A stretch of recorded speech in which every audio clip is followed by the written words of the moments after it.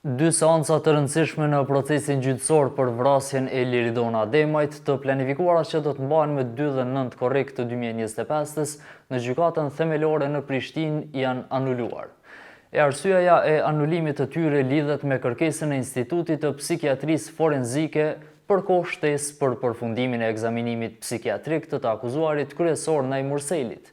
Si që u konfirmua edhe nga gjykata themelore në Prishtinë, Instituti i Psikiatrisë Forenzike ka kërkuar kohë shtesë për ekspertimin dhe me këtë rast, trupi gjykues ka vendosur të zgjasë afatin për ekspertimin e të akuzuarit Naimur Sejlit, Granit Plava, Kushtrim Kokalla dhe Tom Dodaj, të cilët janë të akuzuar për përfshirje në vrasjen e rëndë që ndodhi më 29 nëntor të 2023-s në rrugën Prishtinë-Fushë Kosovë, ku u vra dhe me armë zjarri Liridon Ademaj, bashkëshortja e Naimur Sejlit.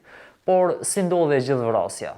Sipas akt akuzës së ngritur më 15 janar 2025 nga Prokuroria Themelore në Prishtinë, dyshohet se Naimur Sejli ka organizuar planin për të vrarë bashkëshorten e tij për shkak të prishjes së raporteve familjare dhe martesore. Plani vrasjes ishte ndërtuar në detaje dhe përfshinte edhe shumë persona. Fillimisht Murseli kishte kontaktuar Kushtrim Kokallën, të cilit ja kishte shpalosur planin për eliminimin e Liridones. Ky i fundit nuk e pranoi të kryente vetë vrasjen, por më pas kishte kontaktuar Granit Plavën, të cilin e futi në plan dhe e njohu me Naimur Sejlin. Sipas prokurorisë, Murseli dhe Plava u dakorduan që ky i fundit ta kryente vrasjen për shumën prej 30.000 eurosh. Murseli gjithashtu kishte siguruar edhe armën e krimit, një pistolet me 20 fishek, të cilën e bleu për 280 euro nga i akuzuari Tom Dodaj. Pas vrasjes, sipas prokurorisë, ishte tentuar të inskenohej një grabitje në rrugë me qëllim që rasti të duket si sulm i rastësishëm.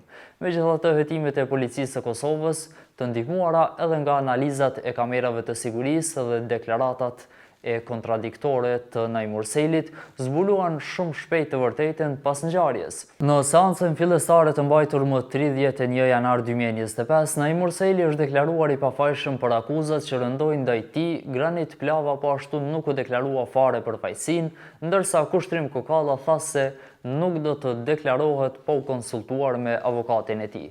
Ndryshe nga ta, Tom Dodaj pranoi fajësinë dhe u dënua më 5 vjet burgim dhe një gjobë prej 5.000 eurosh, pasi kishte pranuar që i kishte shitur armën Naimur Sejlit.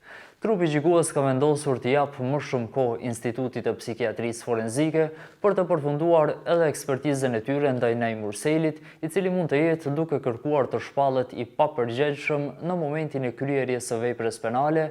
Një vlerësim i tillë psikiatrik mund të ndikojë në rrjedhën dhe vendimin përfundimtar të gjykimit. Vrasja e Liridon Ademajt kishte tronditur opinionin publik në Kosovë dhe përtej për shkak të mënyrës së organizimit dhe përfshirjes së bashkëshortit të saj në këtë krim të rëndë. Ajo ishte nënë e 2 fëmijëve dhe punonte në sistemin arsimor në Prishtinë. E pas ngjarjes, institucionet e drejtësisë u vunë nën presion për zbardhjen e plotë të rastit, ndërsa në opinion u hapen edhe debate të shumta.